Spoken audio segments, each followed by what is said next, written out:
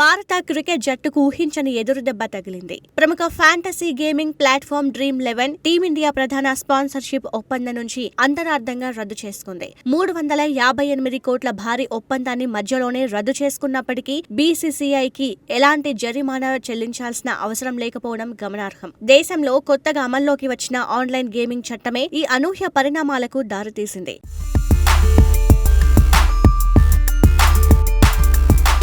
ఈ విషయంపై డ్రీమ్11 ప్రతినిధులు నేరుగా బీసీసీఐ కార్యాలయానికి వెళ్లి తమ నిర్ణయాన్ని సీఈఓ హేమాంగ్ అమీన్ కు తెలియజేశారు. కొత్త చట్టం కారణంగా తాము స్పాన్సర్షిప్ ను కొనసాగించలేమని డ్రీమ్11 ప్రతినిధులు స్పష్టం చేశారు. దీంతో రాబోయే ఆసియా కప్ కు వారు స్పాన్సర్ గా ఉండరు. త్వరలోనే కొత్త స్పాన్సర్ కోసం టెండర్లు పిలుస్తాం అని బీసీసీఐకి చెందిన ఓ ఉన్నతాధికారి వెల్లడించారు. ఒప్పందం ప్రకారం ఒకవేళ ఏదైనా కొత్త చట్టం వల్ల కంపెనీ ప్రధాన వ్యాపారానికి ఆటంకం కలిగితే ఎలాంటి జరిమానా లేకుండా స్పాన్సర్షిప్ నుంచి వైదొలిగేందుకు డ్రీమ్11 కు వెసులుబాటు ఉంది. ఈ క్లాజ్ కారణంగానే ఒప్పందాన్ని ముందుగా రద్దు చేసినందుకు బీసీసీఐకి వారు ఎలాంటి నష్టపరిహారం చెల్లించాల్సిన అవసరం లేదు.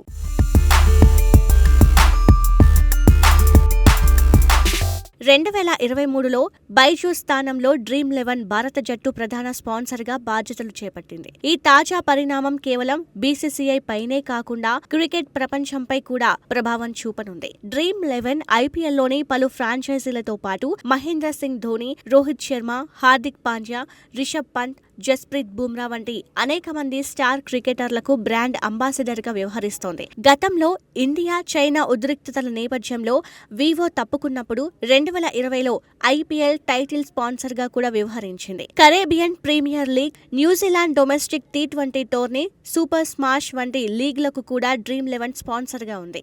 ఐపీఎల్ స్థాయిలో ఆర్థిక బలం లేని ఈ లీగ్లు రానున్న రోజుల్లో ఇబ్బందులు ఎదుర్కొనే అవకాశం ఉంది.